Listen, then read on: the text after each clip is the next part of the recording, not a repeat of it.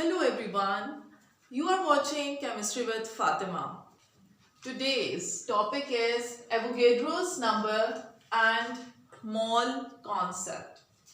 आज मैं आपको Avogadro's number और mole concept के बारे में कुछ basic information दूंगी.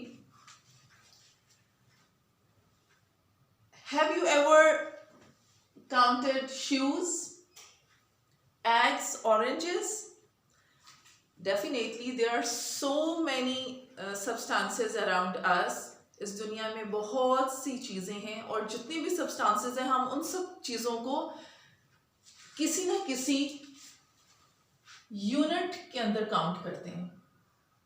इस दुनिया में जितनी भी चीज़ें हैं हम सबको यूनिट में काउंट करते हैं. हर सब्सटेंस का एक यूनिट है. और हमारी केमिस्ट्री के अंदर सबसे पहले क्या आते हैं? Atoms, molecules, compounds, ions. तो इसी तरह से जितने भी एलिमेंट्स पीरियोडिक टेबल के अंदर हैं हम उनका भी कोई ना कोई मास है, क्योंकि जितनी भी चीज़ें हैं इस दुनिया में एग्जिस्ट कर रही हैं उनका जो सॉलिड सब्सटेंसेस हैं उनका मास होता है. जो लिक्विड स्टेट में होते हैं हम उनको वॉल्यूम में काउंट करते हैं. और यहाँ पर ये मैंने आपको कुछ एग्जांपल्स दिए हैं जो हमारी डेली लाइफ की हैं. Like shoes. जब आप किसी शॉप पे जाते हो शूज़ लेने के लिए तो we take shoes in pairs. Like pair means in one pair we will have 2 shoes. अगर आप एग्स लेने के लिए जाएंगे तो हमेशा आप एग्स दुनिया के किसी भी कोने में चले जाएं, किसी भी मुल्क में चले जाएं तो वहाँ पे एग्स जो हैं वो आपको हमेशा डजन्स में मिलेंगे. और डजन क्या है? यूनिट है. इसी तरह से अगर आप ऑरेंजेस को देखें तो ऑरेंजेस जो हैं वो भी आपको डजन में मिलेंगे. तो this dozen represent actually how many units? 12. Dozen eggs represent 12 eggs. Dozen oranges represent 12 oranges. Pair of shoes represent 2 shoes. So there is a counting unit for every substance. So we can say that the counting unit depends upon the counting substance. ये depend करता है कि हम किस चीज़ को मैयर कर रहे हैं. अगर हम लोग शूज़ को मैयर कर रहे हैं तो हम उसको पेयर में लेंगे. इसी तरह से एग्स को मैयर कर रहे हैं तो आप उसको डजन में लेंगे. तो अब इम्पॉर्टेंट चीज़ जो केमिस्ट्री में थी, प्रॉब्लम ये थी जो कि एवोगेड्रो एक साइंटिस्ट था जिसने ये सॉल्व की थी और उसने ये कहा था कि हमारे पास जितने भी एलिमेंट्स हैं, ठीक है, पीरियोडिक टेबल के अंदर, तो कुछ सॉलिड स्टेट के अंदर हैं, कुछ गैसियस स्टेट में हैं और कुछ 2 एलिमेंट्स ऐसे हैं जो कि लिक्विड स्टेट के अंदर हैं. तो जितने भी एलिमेंट्स पीरियोडिक टेबल में मौजूद हैं they have some mass and they also have some volume.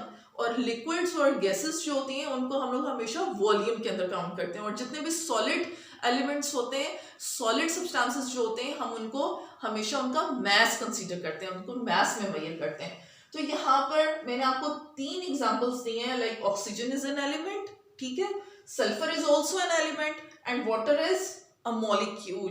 It can also be called as compound. Compound वो होता है जिसके अंदर आप 2 डिफरेंट एलिमेंट्स को या फिर आप जब कंबाइन करते हैं तो वो एक कंपाउंड बन जाता है. इसके ऊपर भी मैं आपको एक अलग वीडियो जो है बनाऊंगी for 9th and 10th class students.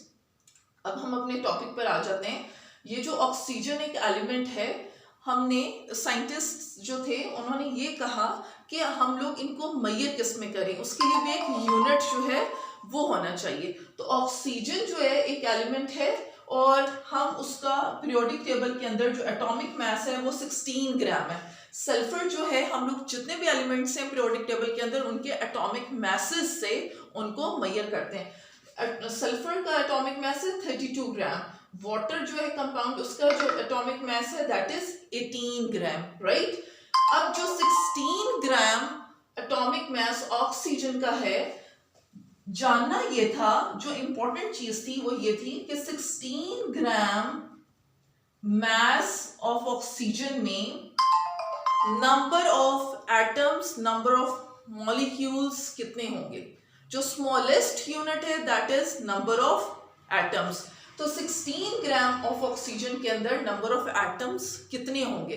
तो एवोगैड्रो एक साइंटिस्ट था जिसने अपना एक नंबर एज्यूम किया और उसने कहा कि आपके पास अगर 1 एटॉमिक मास है किसी भी एलिमेंट का, लाइक ऑक्सीजन का जो एटॉमिक मास है दैट इज 16 ग्राम, सल्फर का एटॉमिक मास है 32 ग्राम, इसके अंदर जो नंबर ऑफ एटम्स होंगे उसने एक वैल्यू बता दी that is 6.022 into 10⁻23 number of atoms होंगे, राइट? और इसको जो यूनिट दिया उसने वो दिया मोल का। Like he said if you have 1 mole of oxygen, और 1 मोल ऑफ ऑक्सीजन किसकी इक्वल है? उसकी हमेशा एटॉमिक मास की इक्वल है, और एटॉमिक मास ऑक्सीजन का क्या है? 16 ग्राम। तो इस 16 ग्राम ऑफ ऑक्सीजन में how many number of atoms should be there? There should be always Avogadro's number of atoms. Similarly, if you have 1 mole of sulfur, that is 32 gram. Atomic mass of sulfur is 32 gram. If you have 1 mole of sulfur, that is equals to 32 gram. Then how many atoms should be there in 32 gram of sulfur? There should be 6.022 into 10⁻23 number of atoms. मोल क्या है? Unit है किस चीज का? इन elements के message को major करने का।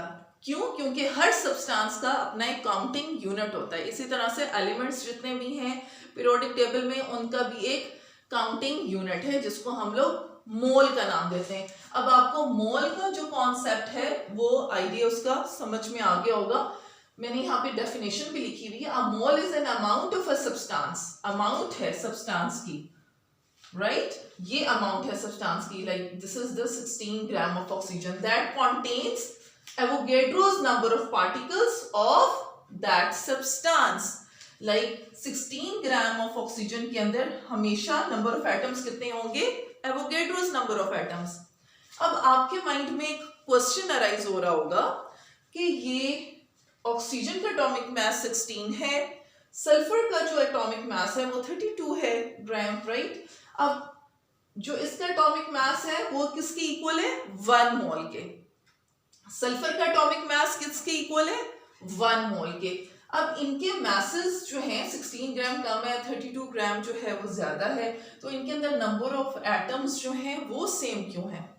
ये एवोगैड्रो ने, इसके बारे में आपको बताती हूँ। एवोगैड्रो ने ये कहा था कि आपके पास अगर 1 मोल है किसी भी एलिमेंट का, चाहे उसका एटॉमिक मास कम हो या ज्यादा हो, इसको आप लोगों ने नहीं देखना। इसका एटॉमिक मास ऑक्सीजन का 16 ग्राम है, सल्फर का इससे ज्यादा है, लेकिन हमने क्या चीज देखनी है? हमने ये देखना है कि you have 1 mole of oxygen, और अगर आपके पास 1 मोल ऑफ सल्फर है और उसका जो एटॉमिक मास होगा उसके अंदर जो नंबर ऑफ एटम्स हैं वो 6.022 into 10⁻23 नंबर ऑफ एटम्स होंगे। अब आप ये सोच रहे होंगे कि इसका 16 ग्राम है, ये 32 ग्राम है, मैसेज में डिफरेंस है लेकिन नंबर ऑफ एटम्स जो है वो सेम है। तो नंबर ऑफ एटम्स सेम क्यों है? इनको सेम नहीं होना चाहिए। अब आपसे मैं ये एक क्वेश्चन पूछती हूँ, वो ये कि अगर आप लोग मार्केट में जाते हैं, you just ask shopkeeper to give me 1 dozen oranges and you also take 1 dozen bananas, right? अब आप मुझे ये बताएं कि 1 dozen oranges के अंदर और 1 dozen bananas जो हैं, क्या उन दोनों का मास जो है वो इक्वल होगा? नहीं, ऐसा नहीं है। इफ जब बात आ गई डजन की तो it means you can take only 12 items, right?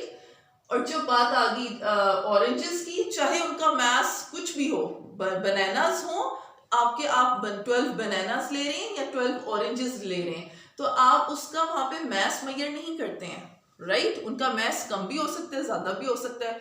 Oranges आपने लिए हैं, उसका मास ज्यादा हो सकता है। 12 जो बनानास हैं हो सकता है उनका मास कम हो।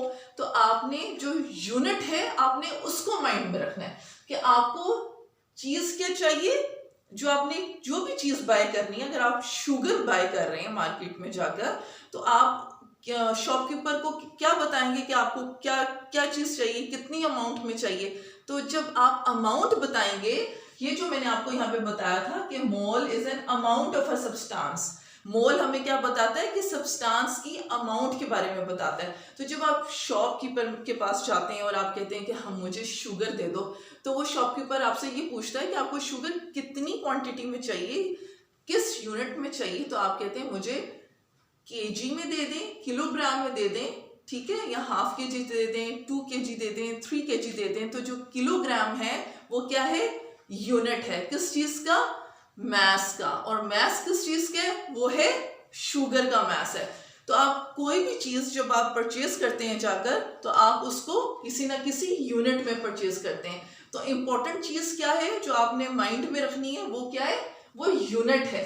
अब आपने यहाँ पे मैथ्स को कंसीडर नहीं करना कि ऑरेंजेस जो हैं, लेकिन जब हम लोग मार्केट में जाते हैं यूजुअली, तो हम लोग हमेशा ऐसा ही ऑरेंज उठाते हैं, ऐसी चीज उठाते हैं कि जब डजन में चीज लेते हैं तो हम लोग जो बिग साइज होता है बनानास का या ऑरेंजेस का जो बिग साइज होता है वो हम वहां से उठा लेते हैं। अब शॉपकीपर ये नहीं कहता कि आपने जो है वो ये छोटा माल्टा क्यों उठाया है और आपने छोटा माल्टा उठाना था, बड़ा क्यों उठा लिया आपने। वो मैथ्स को कंसीडर नहीं करेगा, वो वहां पे यूनिट को कंसीडर करेगा कि 1 डजन के अंदर 12 आइटम्स ही आ सकते हैं, चाहे उनका मैथ्स कुछ भी हो। इसी तरह से यहाँ पे आपके पास जो एलिमेंट्स हैं, इनका एटॉमिक मास चाहे कम हो या ज्यादा हो, जितना भी हो, लेकिन 1 मोल ऑफ ऑक्सीजन एटम होना चाहिए। 2 मोल्स है तो आप उसको मल्टीप्लाई कर दोगे, ठीक है, 16 ग्राम को 2 से मल्टीप्लाई कर दोगे। 3 मोल्स है तो आप उसको मल्टीप्लाई कर दोगे। तो 1 मोल अगर आपके पास ऑक्सीजन का है तो आपके पास उसके अंदर एटम्स कितने होंगे, हमेशा एवोगैड्रोस नंबर ऑफ एटम्स होंगे। 1 मोल ऑफ सल्फर है तो उसके अंदर भी एवोगैड्रोस नंबर ऑफ एटम्स होंगे। अगर आपके पास फॉर एग्जांपल यहाँ पे मैं कह देती हूँ 2 मोल्स ऑफ ऑक्सीजन एटम है, तो फिर यहाँ पर जो 16 मल्टीप्लाई बाय आप 2 कर दोगे और यहाँ पे भी एवोगैड्रोस नंबर को 2 से मल्टीप्लाई कर देंगे, राइट। आई होप कि आपको एवोगैड्रोस नंबर और मोल कॉन्सेप्ट में रिलेशनशिप और इसके बारे में कुछ बेसिक कॉन्सेप्ट समझ में आ गया होगा कि एवोगैड्रो ने मोल का कॉन्सेप्ट जो है वो किस तरह से दिया था और उसने अपना यूनिट जो है, अपना जो नंबर है वो रिप्रेजेंट किया था, जो कि 6.022 × 10⁻23 है। और इसका जो सिंबल है वो क्या है, Na, ये एवोगैड्रोस का सिंबल है। इसने हमारी जो जिंदगी थी एलिमेंट्स की वो सारी की सारी आसान कर दी थी, इनको समझने में, इनको मैयर करने में, कि हम लोगों ने अगर एलिमेंट्स को मैयर करना है यूनिट में तो हम वो कैसे करेंगे, उसके लिए यूनिट क्या होगा, मोल होगा, और उसके जो एटॉमिक मैसेज हैं वो हम लेंगे। और उन एटॉमिक मैसेज के अंदर जैसे आप देखें 16 ग्राम में आपके पास ऑक्सीजन, तो आप उसको ग्राम के अंदर आप लोग काउंट नहीं कर सकते क्योंकि एटम्स तो नजर ही नहीं आते हैं, ठीक है। तो एटम्स जो हैं वो इनविजिबल हैं, तो आप इनविजिबल चीज को काउंट नहीं कर सकते हैं, राइट। तो इसलिए उसने एक वैल्यू दी थी जो कि एवोगैड्रो नंबर थी, जो उसने अज्यूम करके बताया कि ये वैल्यू होगी अगर आपके पास 1 मोल किसी भी एलिमेंट का होगा, और जितने ज्यादा मोल्स होंगे आप उसको उसके अकॉर्डिंगली मल्टीप्लाई कर सकते हैं, और उसके अंदर आप नेक्स्ट आगे उसको न्यूमेरिकल्स में यूज करके आप उसको न्यूमेरिकल्स भी सॉल्व कर सकते हैं। मैं आपको नेक्स्ट वीडियोस में बताऊंगी इसके बारे में मजीद, एवोगैड्रोस नंबर के बारे में और मोल कंसेप्ट के बारे में। तो if you like my channel, if you want more info, then just follow me. BRB.